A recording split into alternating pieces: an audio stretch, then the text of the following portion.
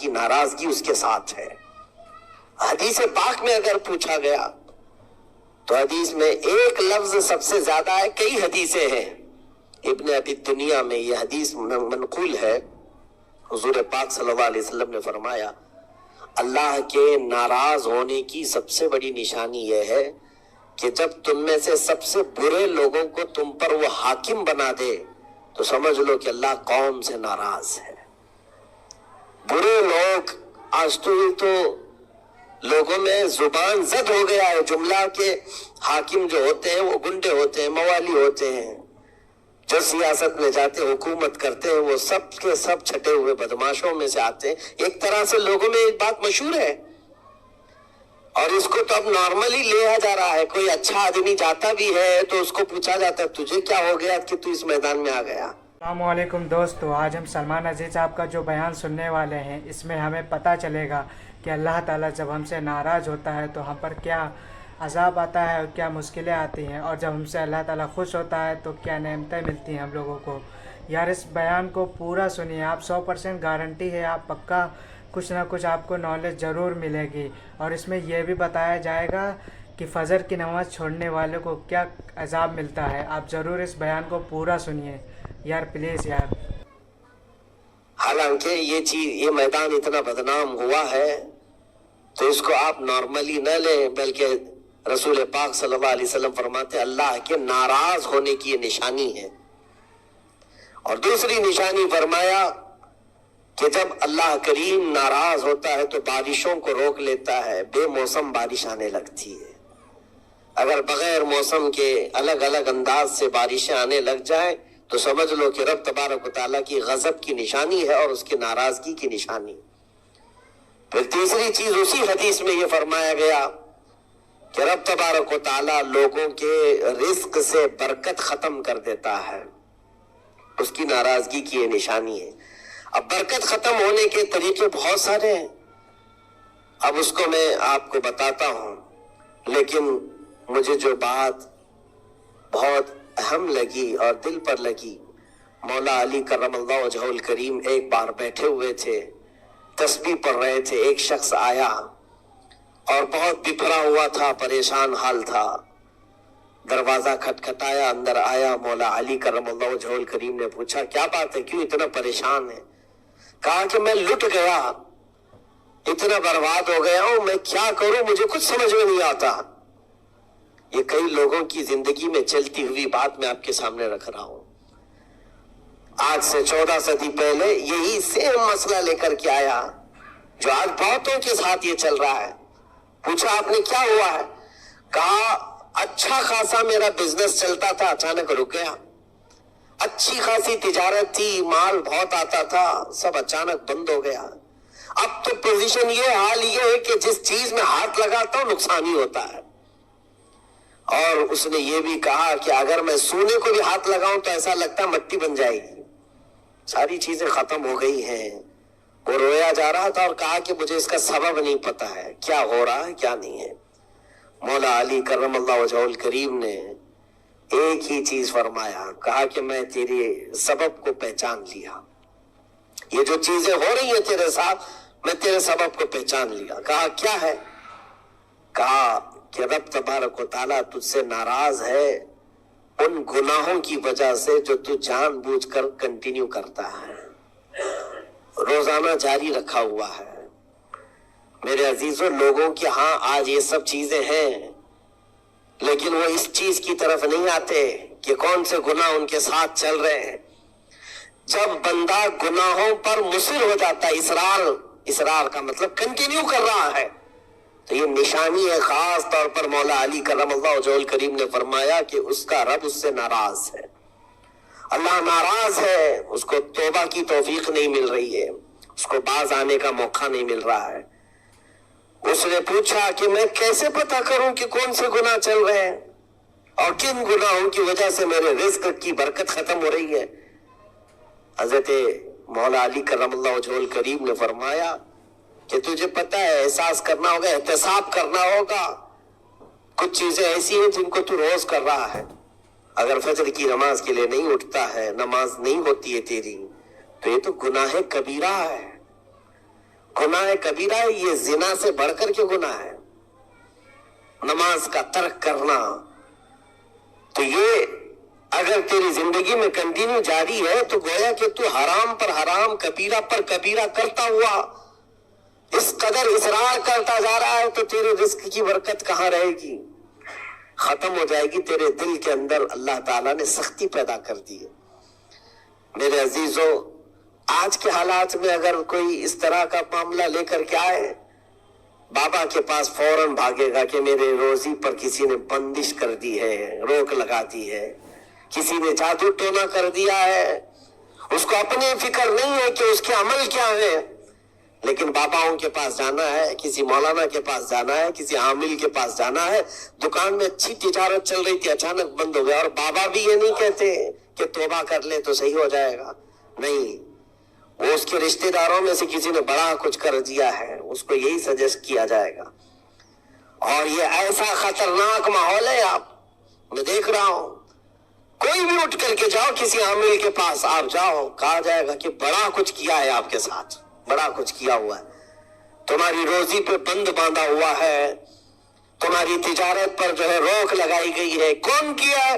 تمہارے چاہنے والوں میں سے، رشتہ داروں میں سے، اور اس بندے کو رشتہ داروں کا کی دشمن بنایا جاتا ہے۔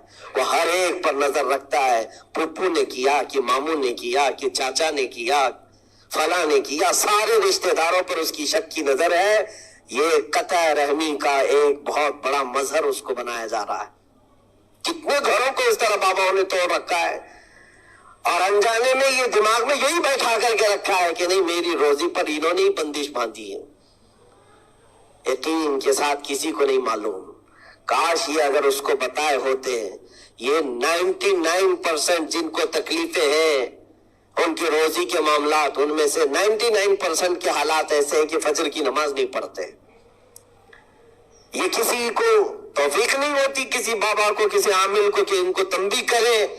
فجر کی 2 رکعت رزق کے کئی دروازے کھول لیتی ہے، تو فرمان ہے، اور تم بستر پر ٹانگ پھیلا ہے، سوئے ہوئے ہو، اور پھر شام میں اٹھ کر بابا کے پاس جا کر کہتے ہو بندش ہے، کسی نے باندھ کے رکھا ہے، تم نے خود اپنے اعمال سے باندھا ہوا ہے۔ اور رب تبارک و تعالیٰ فرماتا ہے سورہ فاطر میں، ما یفتح اللہ للناس من رحمت فلا ممسک لها، اللہ اپنی رحمت سے جس کے لیے دروازے کھولتا ہے کوئی اسے بند نہیں کر سکتا۔ یہ رب کا فرمان سنا رہا ہوں، وما یمسک فلا مرسل له من بعدہ، اور اللہ فرماتا ہے جس کے لیے اللہ روک دے کوئی طاقت اسے کھول نہیں سکتی۔ اللہ نے اگر بند کر دیا ہے تو کوئی نہیں کھولے گا۔ اب یہ رب تبارک و تعالیٰ کس کے لیے بند کرتا ہے، کس کے لیے کھولتا ہے، یہ اس کی شان ہے۔ لیکن ساتھ میں ایک بات اور آپ کو بتا دوں، حضرت ابو سفیان ثوری رحمۃ اللہ تعالیٰ علیہ، حضرت سفیان ثوری کا ایک قول ہے، قسوۃ القلوب عقوبۃ للعاصی، یہ گناہ کنٹینیو جو کر رہا ہے اس کی سزا کیا ہے؟ یہ اللہ تبارک و تعالیٰ کی ناراضگی کی نشانی، سزا کیا ہے؟ کچھ لوگوں کو ایسا لگتا ہے مجھے کچھ نہیں ہو رہا ہے، میرا گھر بار سب صحیح ہے، ٹھیک ٹھاک ہے، تو فرمایا اس کی پہلی سزا تو یہ ہے عقوبۃ قسوۃ القلوب، یعنی جو کنٹینیو گناہ کرتا ہے رب تعالیٰ اس کا دل پتھر کی طرح بناتا ہے، سخت ہو جاتا ہے اس کا دل۔ نہ رب تبارک و تعالیٰ کے نام پر اس کی کبھی آنکھیں بھیگتی ہوئی دکھتی ہے، نہ عذاب قبر کا اسے خوف محسوس ہوتا ہے، نہ محشر کے دن کی فکر، نہ جہنم کے لپکتے ہوئے شعلوں سے اس کا دل دہلتا ہے، نہیں، دل سخت ہو گیا ہے۔ گناہوں پر جو بندہ کنٹینیو اصرار کرتا جاتا ہے اس کا دل سخت کر دیا جاتا ہے۔ یہ رب تبارک و تعالیٰ کے ناراض ہونے کی نشانی ہے، غضبناک ہونے کی نشانی ہے۔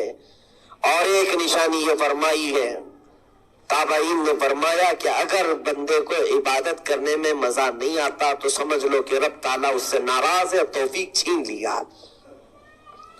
نماز پڑھنے میں دل نہیں لگتا، اور اگر وہ نماز کی اذان کی آواز سن کر کے بھی لاپرواہی برتتا ہے، فرمایا گیا یہ اس بات کی علامت ہے کہ اس کا رب اس سے راضی نہیں ہے۔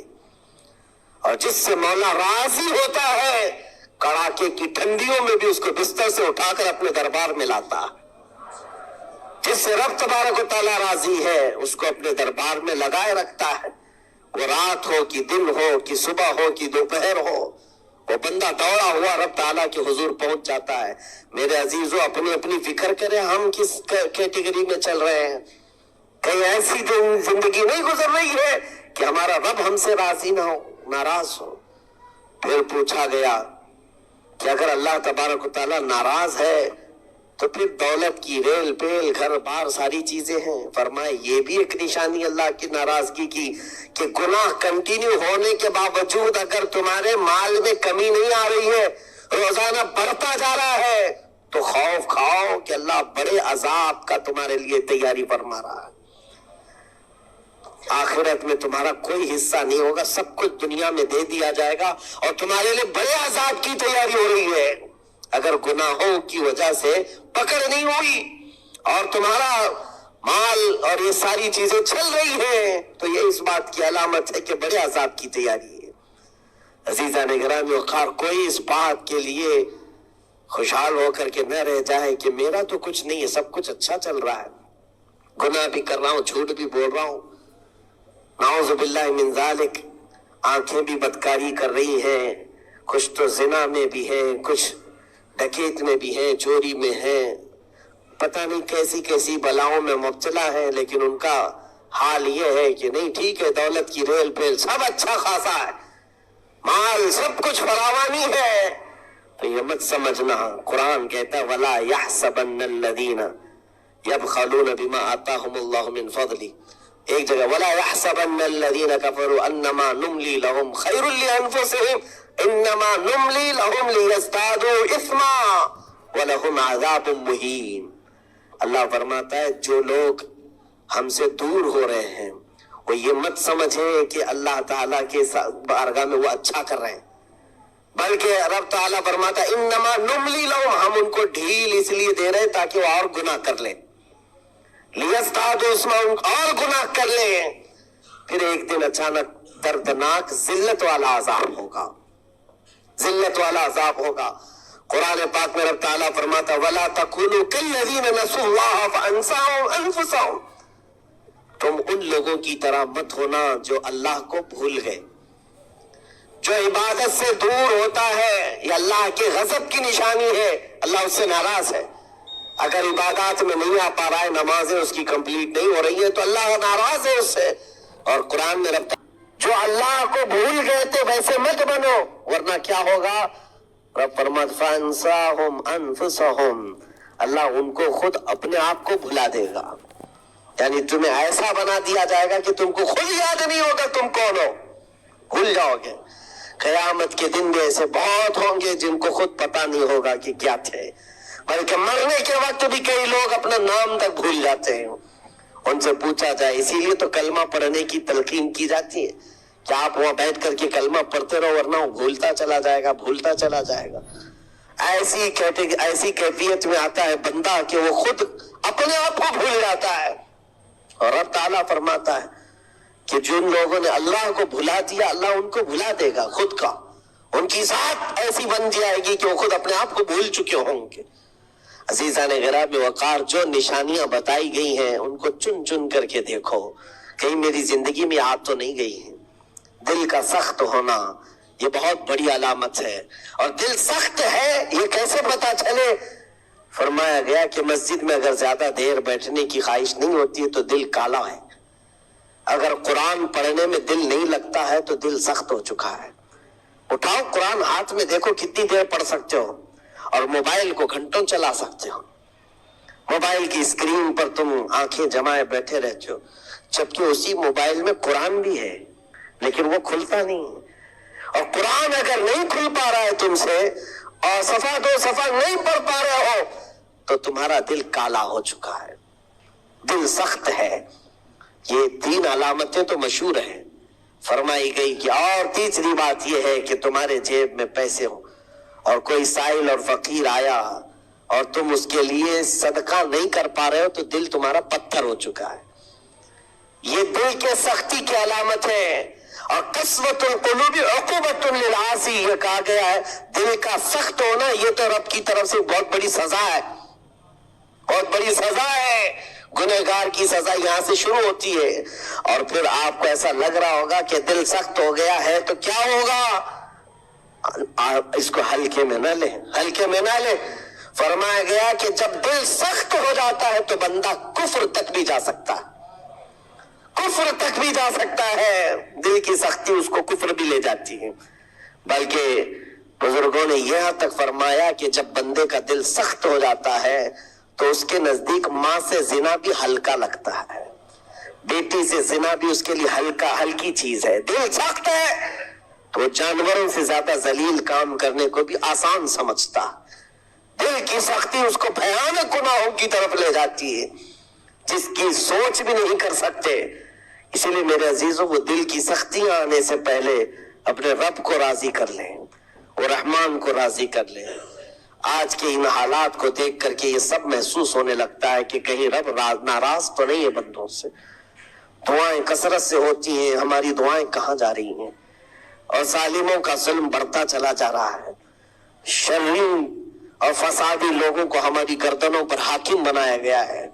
ये सब रब ताला के गजब के अलामत हैं।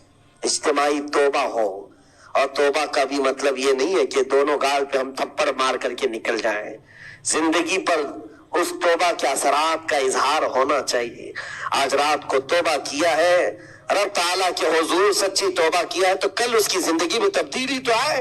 रात भर तौबा करता रहा और फजर में सो रहा है तो कोई तब्दीली नहीं आई, यानी तुमने दिल से अल्लाह की बारगाह में तौबा ही नहीं किया है, ना ही तुम्हारे चाल चलन में कोई फर्क आया।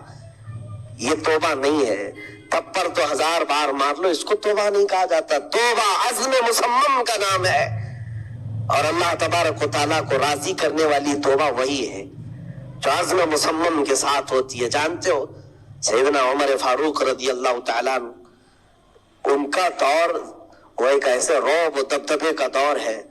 एक शख्स एक दुकान से या घर से शराब की बोतल लिया और निकला बाहर। शराब की बोतल लेकर के हजरत उमर फारूक रज़ियल्लाहु ताला अन्हु रास्ते पर आ रहे थे, आपकी नजर पड़ गई, उसने बोतल छुपा लिया। शराब के साथ पकड़ा जाता, अभी कोड़े भी मारे जाते और जलील भी होता। हजरत उमर जैसे बढ़ते आ गए, इसकी हैबत भी बढ़ती चली गई। क्या होगा क्या होगा, बच बचा के निकल जाओ नहीं, लेकिन सीधे वो सामने आके खड़े हो गए। कहा कि कहां से? कहा यहीं से आ रहा हूं। क्या है जिसको तुम बगल में छुपाए जा रहे हो? जिस चीज को छुपा रहा था उसी चीज का सवाल किया उन्होंने। इस बंदे ने कहा कुछ नहीं अमीरुल मोमिनीन, दूध की बोतल है, आया हुआ हूं, आप आ रहे थे आपकी अजमत में। हजरत उमर फारूक रज़ियल्लाहु ताला अन्हु की दूरबीन नजर जानती थी। आपने कहा दूध की बोतल है तो छुपाने की जरूरत क्या है, निकालो बाहर। अब उसके हाथ इतने कांपने लग गए डर के मारे कि वक्त का वो अमीरुल मोमिनीन खड़ा है जिससे कैसर और किसरा भी थरथराते हो। अब इनके सामने क्या बहाना किया जा सकता है? उसने बगल में से आहिस्ते से बोतल निकाली, आपके सामने सर झुकाकर पेश किया। हकीकत में वो दूध की ही बोतल थी, दूध की ही बोतल थी। ये देखकर उसका सर चकरा गया। शराब लेकर के निकला था और बगल में छुपाया भी था अमीरुल मोमिनीन के डर से। हजरत उमर फारूक ने कहा कि दूध की बोतल है तो तेरे अंदर इतना डर और सहम किस बात का, सच बता।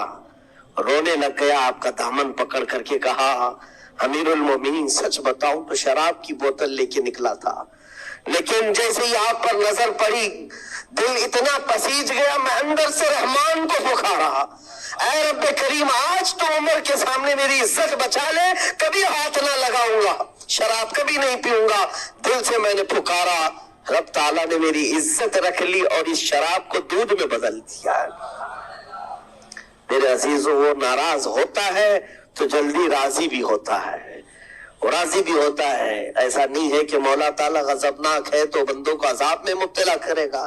एक दुआ करो, एक दुआ करो रब तबारक व ताला की बारगाह में। जो मुझे बड़ी लगी दिल को, जो मैं आपके सामने शेयर कर रहा हूं, कभी सजदे में गिरकर उससे मौला से इतना कहो कि ए रब तेरे लिए बंदे मेरे अलावा करोड़ों हैं, मैं एक नहीं हूं, तेरे तो करोड़ों बंदे हैं, लेकिन मौला मेरे लिए तो सिर्फ तू एक ही है।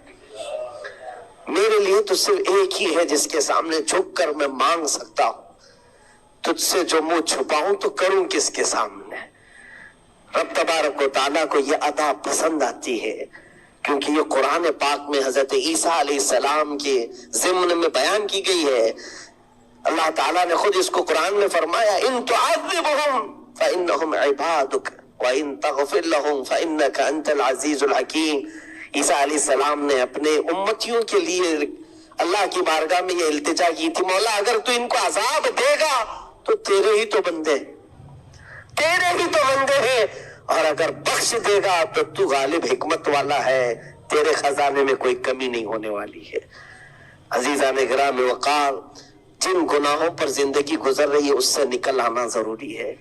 آج یا کل موت کا فرشتہ آ جائے گا، کہیں ایسا نہ ہو کہ اسی گناہوں کے دروازے پر ہمیں دستک دی جائے، اور جو بندہ جس حال میں دنیا سے مرتا ہے پھر اسی حال میں اسے اٹھایا نہ جائے، ذلیل لوگوں میں اس کو قیامت کے دن اٹھایا نہ جائے۔ جانے کی تیاری تو ہونی چاہیے، اور جس طرح سے بھی ممکن ہو سکے توبہ کرو، اپنے اندر سے اور باہر سے صاف ہو جاؤ، اور رب تبارک و تعالیٰ کو راضی کرنے کے لیے توبہ سب سے بڑی چیز ہے، سب سے بڑی چیز ہے۔ میرا رب فرماتا ہے قرآن پاک میں، لا تقنطوا من رحمت اللہ، اللہ کی رحمت سے مایوس نہ ہو، وہ سارے گناہوں کو معاف کرے گا، بے شک اللہ غفور و رحیم ہے۔ لیکن آج جو اس کے ناراضگی کی نشانیاں ہیں اپنی زندگی میں ڈھونڈ کے نکالو۔ اگر مجھ سے عبادت نہیں ہو رہی تو میرا رب ناراض ہے مجھ سے، میرے گھر میں تجارت پر روک لگی ہے تو میرا رب ناراض ہے، اور اگر مال و دولت کی کثرت ہے لیکن گناہ مجھ سے نہیں چھوٹ رہے ہیں تو پھر تو اللہ تعالیٰ ایک بڑے عذاب کی تیاری میں ہے۔ رب تبارک تعالیٰ ایک بڑا عذاب میرے لیے تیار رکھا ہے، بڑا عذاب میرے لیے تیار رکھا ہے، میرے ان گناہوں کی وجہ سے وہ سب کچھ مجھے دنیا میں دے رہا ہے۔ یہ ڈر کی بات ہے۔ اللہ تبارک و تعالیٰ کی بارگاہ میں دونوں چیزیں رکھیں، اس کی بخشش کی امید بھی اور اس کے پکڑ کا خوف بھی، اور اس خوف اور امید کے بیچ میں جینے کا نام ایمان کی زندگی ہے۔ اللہ کریم ہم سب کو اس ایمان کی زندگی عطا فرمائے۔ رب تبارک و تعالی ہم سب کو اپنے غضب سے دور رکھے، اس کی ناراضگی سے ہمیں دور رکھے۔ اللہ اے رب کریم اس وقت تک ہمیں تو دنیا سے نہ اٹھا جب تک تو ہم سے راضی نہ ہو جا۔ اے اللہ جب تک تو ہم سے راضی نہ ہو جا، اے اللہ جب تک تو ہم سے راضی نہ ہو جا۔ وصلی اللہ تعالی علی خیر خلق محمد وآلہ وصحبہ اجمعین، وآخر دعوانا الحمد للہ۔